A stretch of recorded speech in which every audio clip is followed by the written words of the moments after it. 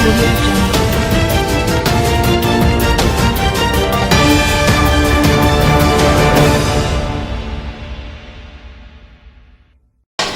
To RRR9 news. Andhra Pradesh రాష్ట్ర IT శాఖ మంత్రి యువగళ అధినేత నారా లోకేష్ జన్మదిన వేడుకలు ఘనంగా నిర్వహించారు.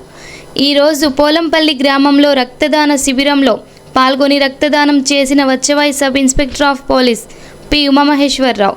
ఈ కార్యక్రమంలో పాల్గొన్న వచ్చవాయి మండలం అధ్యక్షులు వడ్లముడి రాంబాబు, స్థానిక ఎమ్మెల్యే శ్రీరామ్ రాజగోపాల్ తాతయ్య, పార్లమెంట్ సభ్యులు కేసినేని శివనాథ్ చిన్ని మరియు నెట్టెం రఘురాం ఆశీస్సులతో నారా లోకేష్ జన్మదిన వేడుకకు పోలంపల్లి గ్రామ పార్టీ అధ్యక్షులు కిలారు విశ్వనాథ్ తెలుగు యువత ఆధ్వర్యంలో మెగా రక్తదాన కార్యక్రమం ఏర్పాటు చేయడం జరిగింది.